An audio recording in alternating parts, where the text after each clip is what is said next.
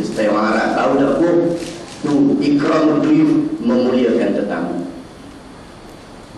Umar yang misalnya tidur bersyabah, maka Syekh dia tanya, ya Umar, anta na'imun? La, lastu ya Syekh. Adakah awak tidur? Belum lagi Syekh. Sudah 5-6 minit tanya lagi, ya Umar, anta na'im? La ya Syekh, lastu na'im, aku belum tidur.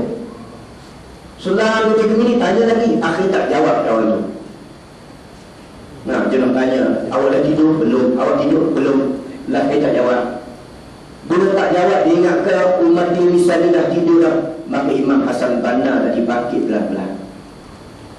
Dia buat apa bangkit pelan-pelan? Dia buka Facebook kau, buka Twitter kau, buka Malaysia Kini kau, Malaysia Today kau, Harta Daily kau, bernama.com kau. Atau dia buka apa? Dia bangkit, dia ambil semayang pelan-pelan. Dia ambil semayang pelan-pelan. Kemudian dia semayang sunat. Semayang. Umat Indonesia ni tak tidur, dia jeling dengan oh ni Syekh aku. Patut dakwah dia berkesan. Patut dia dakwah dia berkesan. Kerana apa? Itu perintah dia. Kita nak semayang sunat, main masjid baru semayang sunat. Balik rumah tak semayang sunat dah. Apa-apa lah tak semayang. Tak semayang sunat, dah semayang wajib, semayang sunat. Nasib baik ada qiyamul lail, tak ada qiyamul lail, tak buat tahajud lah. Nasib baik ada qiyamul lail, tak ada qiyamul lail, tak buat tasbih lah. Nah, itu kita lemah lagi. Lemah lagi. Ini benda yang perlu kita muhasabah. Kerana kita ni dalam bab ibadat sunat, kita kena ibadat seorang diri. Yang Nabi sebut dalam hadis yang 7 golongan tadi juga, kata Nabi, wa rajulun zakarallaha khaliyan fafadat ainah. Di antara orang yang bernaung di bawah arasy Allah pada hari kiamat kelak, ialah mereka yang berdiri malam beribadat pada Allah seorang diri, khalian, seorang diri, fafadat ainah, sambil mengalirkan air mata. Bukan semayang sama orang lain, semayang seorang diri. Fafadat ainah, mengalirkan air mata. Maka orang yang akan bernaung di bawah arasy Allah pada kiamat kelak. Itu pribadi Imam Hasan Banna. Sebab itu kata Syekh Hasan Hudaybi, bekas musyri'an Ikhwan Muslimun, beliau mengatakan bahawa aslih nafsaka wada'u ghairaka. Pertama sekali kata Syekh Hasan Hudaybi, aslih nafsaka, baiki diri kamu dulu, wada'u ghairaka, kemudian barulah dakwah orang lain. Baru dakwah berkesan. Ni kita dakwah orang macam dia pun lebih kurang aku juga. Susah. Kita sebut dia pun lebih kurang je. Itu kesan. Mesti kita baiki diri kita dulu. Bukan bermakna bila kita tak baiki diri tak boleh dakwah. Cuma dakwah tak berkesan. Dakwah tetap wajib kena dakwah. Sebagaimana kata Imam Ali bin Abi Thalib. Imam Ali bin Abi Thalib mengatakan apa? Dia kata apa? Unzur ila ma qala wa la tanzur ila man qala. Lihatlah kepada orang yang, lihatlah kepada apa yang dicakapkan, jangan lihat pada orang yang bercakap. Unzur ila ma qala, lihat apa yang diucapkan, wa la tanzur ila man qala, orang yang bercakap. Tengok ucapan dia betul tak? Kalau ucapan dia betul, tak betul tolak. Pasal itu Islam dia bukan agama kita taksub pada mana-mana orang. Kita boleh pegang pendapat dia sebagaimana pendapat dia betul, kita terima. Tak betul, tolak. Ada orang ni kenyataan berbunyi, nak sebut juga sikit pun tak apa. Dia kata apa? Orang kafir sebut Allah, kita biar dia sebut Allah, kita jaga biar. Oh, dia. Ada orang macam ni tak boleh terima. Baik, kita tengok sirah Nabi dalam peristiwa Hudaybiyah. Nabi menunaikan umrah, tapi dia halang oleh pihak musyrikin. mengatakan, wahai Muhammad, kami takkan benarkan kamu masuk ke Mekah pada tahun ini. Hudaybiyah termasuk dalam miqat. Jadi kalau kita pergi umrah, pergilah niat miqat di sana. Kalau boleh, semua miqat-miqat kita pergi. Miqat makan, pergi semua. Zulhulaifah ke, Hudaybiyah ke, Tanaim ke, semua kita pergi. Sekurang-kurangnya tempat-tempat miqat makan ini menjadi saksi di hadapan Allah. Termasuklah miqat Hudaybiyah, tempat Nabi dihalang daripada masuk ke Mekah. Nabi dah niat nak tunaikan umrah, dihalang. Maka akhirnya Nabi tahallul. Tak boleh masuk, bila dah niat, kena tahallul. Wafat balik niat, maka tahun berikutnya tunai balik. Maka diadakan perjanjian. Muhammad, kamu tak boleh masuk ke Mekah tahun ini. Takkan ada peperangan. Kalau sekiranya sahabat-sahabat kamu yang datang dari Madinah mai sini, kami tangkap dia, tak angkat baliklah ke Madinah. Dan orang-orang kami, orang Mekah, bila pergi ke Madinah, dihantar balik ataupun terpulang pada dia nak duduk mana. Maknanya perjanjian yang tidak seimbang. Sebelum perjanjian itu dibuat, Nabi suruh sahabat tulis, min Muhammad Rasulullah. Kata Zuhair, pemimpin musyrikin, yakni Padang, dari Padang. Dia benci sebut nama Nabi, min Muhammad Rasulullah, daripada Muhammad Rasulullah. Dia benci, buang Padang, Padang, kata Nabi. Nabi harap sahabat Padang. Kemudian ganti nak tulis apa, kata Nabi. Zuhair mengatakan, tulis Bismillahirrahmanirrahim, dengan nama Allah Tuhanmu. Kafir sebut nama Allah. Bismillahirrahmanirrahim, dengan nama Allah Tuhanmu. Maka Nabi suruh sahabat tulis Bismillahirrahmanirrahim. Nabi suruh, Nabi terima kata-kata kafir mengatakan bahawa Bismillahirrahmanirrahim. Nabi iktiraf tu bagaimana Nabi? Kalau kata kita benar orang kafir sebut Allah jadi murtad tu, Nabi jadi lalu mana tak? Jadi ustaz. Kata jadi apa? Tu kena teliti dalam soal ini. Nabi suruh sahabat tulis Bismillahirrahmanirrahim. Cadangan siapa? Cadangan Zuhair. Zuhair itu siapa? Kafir. Zuhair suruh tulis Bismillahirrahmanirrahim, dengan nama Tuhanmu Allah. Nabi suruh sahabat tulis. Makna Zuhair sebut nama Allah. Nabi tak marah. Bila Nabi tak marah, apa hukumnya? Nampak? Pasal orang kata, bila kita dia kalau kata sebut Allah, kita jadi murtad. Wa na'iyyatillah. Ini melampau. Itu kita kena cermat dalam soal hukum. Jangan mudah sangat emosi. Allah menyatakan dalam Quran, وَلَئِنْ سَأَلْتَهُمْ مَنْ خَلَقَ السَّمَاوَاتِ وَالْأَرْضِ لَيَقُولُنَّ اللَّهُ. Kalau sekiranya kamu wahai Muhammad tanyakan mereka, yakni golongan kafir Mekah, man khalaqas samawati wal ard, siapakah yang menciptakan langit dan bumi? La yaqulunna Allah. Nescaya mereka jawab Allah. Allah merujuk kepada Allah yang sempurna, maka tidak ada masalah. Muslimin, muslimat, hadirin, hadirat yang dikasihi Allah, itu kita mesti cermat dalam soal hukum. Jangan terlalu emosi. Jangan terlalu kita ni berat sebelah. Mentang-mentang kawan tu lebih yang kita pun ada belah dia. Kawan ni tak bagi tak apa, kita bagi fatwa belah hak rakyat dah lah. Begitu jangan. Ini satu pengkhianatan dalam agama. Itu kita sebut bahawa siapa sahaja boleh tolak kenyataannya, boleh terima kenyataannya. Kecuali seorang sahaja yang tidak boleh ditolak kata-kata dia, iaitu Nabi Muhammad SAW. Ini kata-kata Imam Abu Hanifah rahimahullah ta'ala, tok guru pada Imam Malik, tok guru pada Imam Syafi'i. Nama Imam Abu Hanifah, imam nombor 1 dalam 4 mazhab. Dia sebut apa? Semua kata-kata orang lelaki itu boleh diterima, boleh ditolak. Maksud lelaki ini ulama lah. Semua kata-kata mereka itu boleh diterima, boleh ditolak, kecuali seorang sahaja lelaki yang tidak boleh ditolak kata-katanya, iaitu Muhammad SAW. Yang lain dia tolak kalau tak betul. Itu kedudukan kita. Mana kita tak ada dalam Islam yang ta'asub untuk guru, ta'asub pada mana-mana orang. Kecuali dia betul, kita bersama dia. Tak betul, kita tak bersama dia. Kerana hari kiamat Allah Ta'ala akan bangkit kita. Yawma nad'u kulla unasin biimamihim. Pada hari kiamat kami akan bangkitkan manusia bersama dengan pemimpin-pemimpin mereka. Ulang suara. Yawma nad'u kulla unasin biimamihim.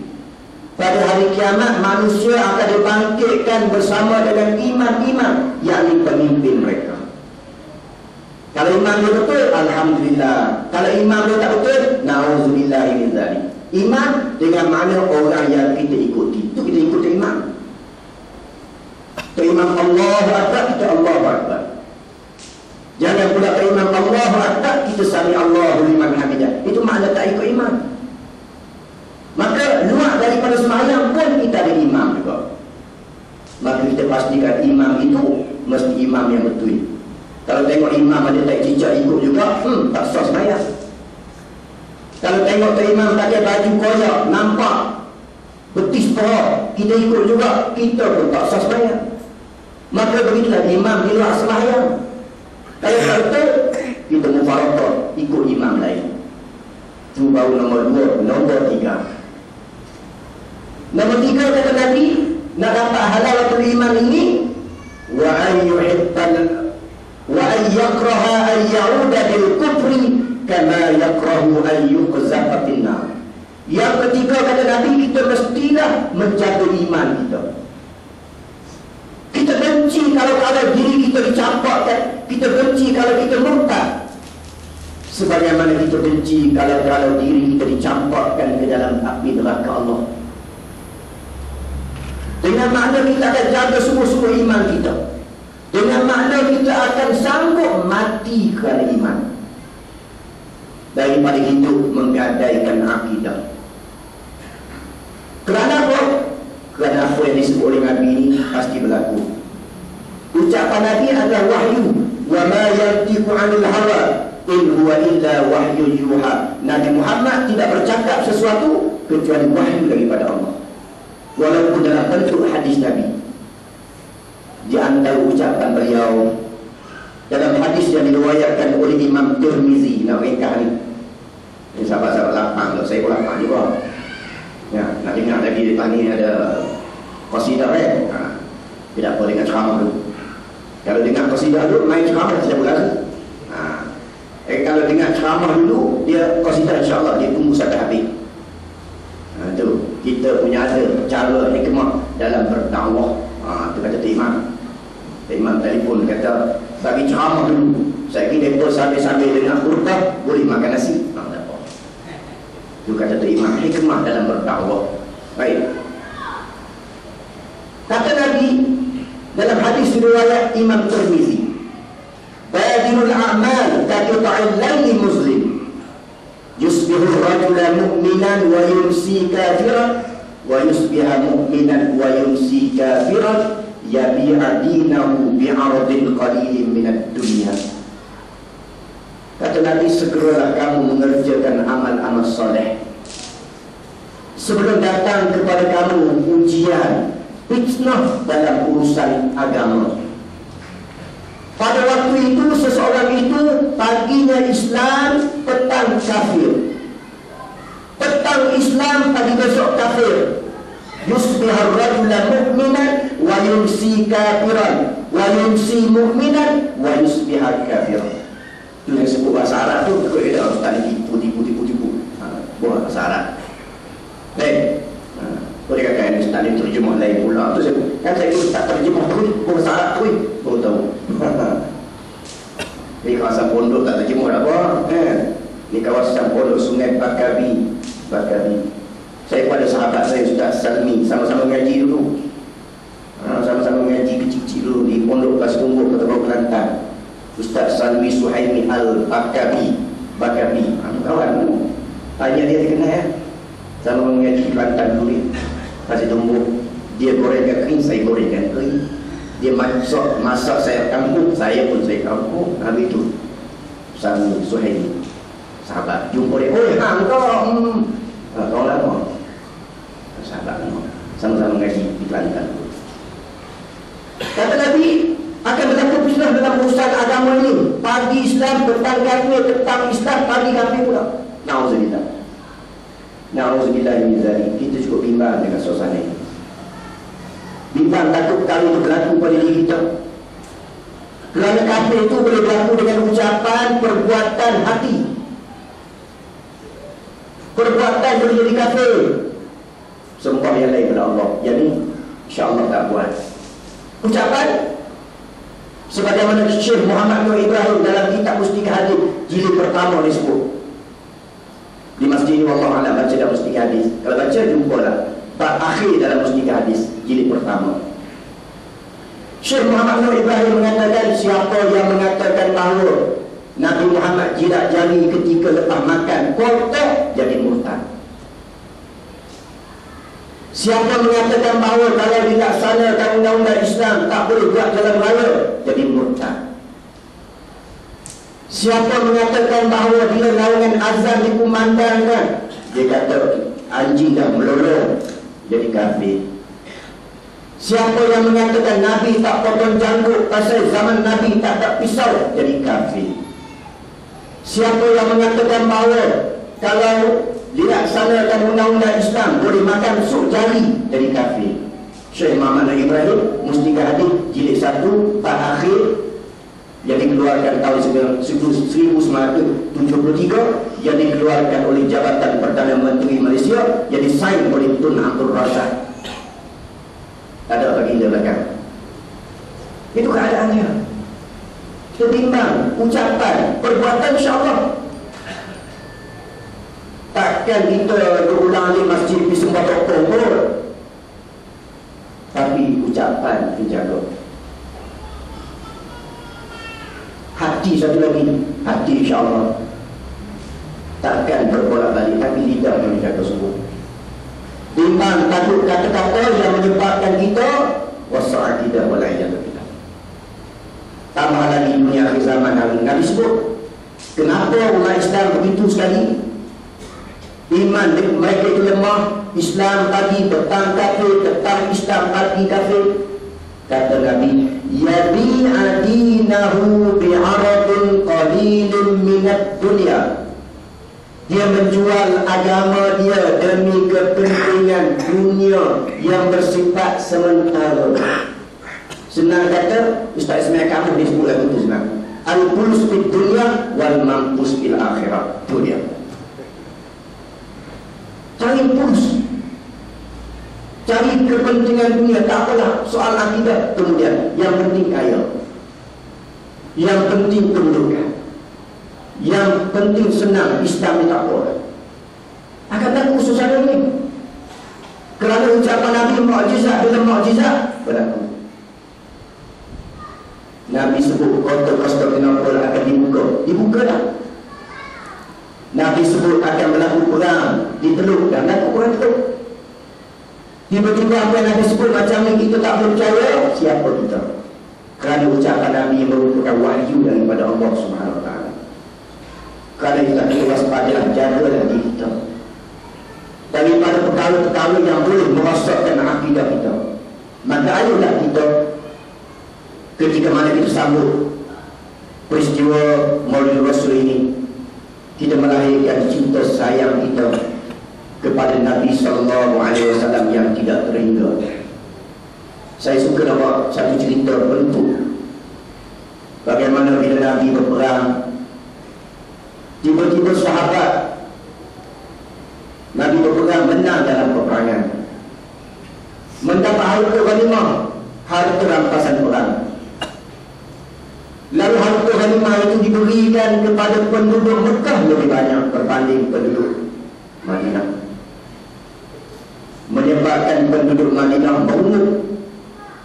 Penduduk Ansar, Muhajirin Ansar Madinah mengungut. Lalu mereka mengatakan bahawa Nabi Muhammad tak adil.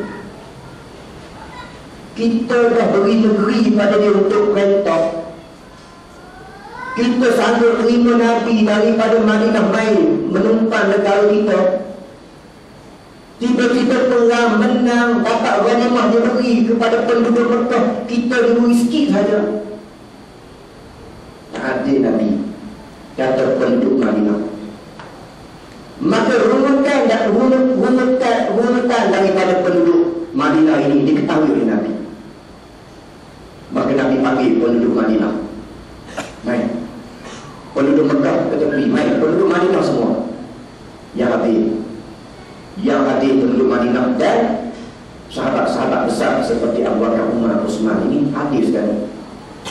Maka Nabi mengucapkan, kata Nabi, betul lah, saya telah beri kepada penduduk Mekah dengan jumlah yang besar, ghanimah yang banyak diberikan kepada mereka.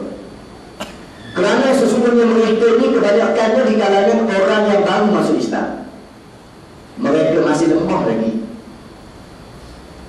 Dan tuan-tuan pada tahu bahawasanya aku beri kepada kamu sedikit harta ghanimah disebabkan oleh kerana mereka akan balik ke Mekah bersama dengan harta ghanimah mereka. Kamu akan balik ke Madinah bersama aku, kata Nabi. Adakah kamu mahukan harta dunia atau kamu mahukan aku, kata Nabi? Menyebabkan penduduk Madinah menangis.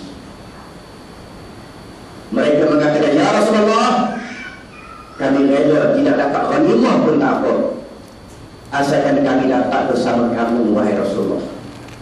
Maka Nabi balik ke Madinah, tinggal bersama sahabat Madinah, meninggal di Madinah dan dikebumikan di Madinah juga. Nabi kotorkan kata-kata dia. Ini kita tengok bagaimana sayang sahabat kepada Nabi SAW. Bagaimanakah kita mesti melahirkan cinta sayang kita kepada Nabi dengan kita memperjuangkan cara hidup Nabi. Dalam arti kata yang menyeluruh, udkhulu fis-silmi kaffah, masuklah ke dalam Islam itu dalam arti kata menyeluruh, tak boleh pilih-pilih. Jangan nak pakaian ikut Nabi, sembahyang ikut Nabi, puasa ikut Nabi, zakat ikut Nabi, haji ikut Nabi, ekonomi nanti dulu, politik nanti dulu, memerintah negara nanti dulu. Ini bukan cara Nabi. Nabi belum menerima Islam secara menyeluruh. Bahkan Nabi mati sebagai ketua negara. Itulah hebatnya Nabi. Dan bila Nabi mati, disambut oleh para sahabat untuk memerintah negara. Nabi telah wafat, tetapi negara mesti diurus. Maka jawatan telah diberi kepada Sayyidina Abu Bakar radhiyallahu anhu untuk mentadbir negara mengikut cara sunnah Nabi SAW. Nabi wafat disambung oleh Abu Bakar, Abu Bakar wafat disambung oleh Umar, Umar wafat disambung oleh Utsman, Utsman wafat disambung oleh Ali. Sampailah Islam memerintah dunia 1/3 dunia, 2/3 dunia sampai tahun 1924 di zaman terakhir kerajaan Utsmaniyah. Itulah lamanya Islam memerintah negara, memerintah dunia. Bila Islam jatuh, khilafah jatuh, maka pada masa itu tanah air umat Islam dijajah oleh musuh-musuh Islam. Satu demi satu tanah air umat Islam dijajah oleh musuh-musuh apabila umat Islam tidak ada kekuatan. Maka ayo kita kembali kepada kekuatan Islam dengan kita mengikuti cara Nabi dalam arti kata menyeluruh. Saya setakat itulah apa yang boleh kita kongsikan pada malam ini. Semoga ada manfaatnya. Unzur ila ma qala wa la tanzur ila man qala. Lihatlah kepada apa yang diucapkan dan jangan lihat kepada orang yang berucap. Aku qauli hadza wa astaghfirullahal azim li wa lakum wa lisairil muslimina wal muslimat. Wassalamu alaikum warahmatullahi wabarakatuh.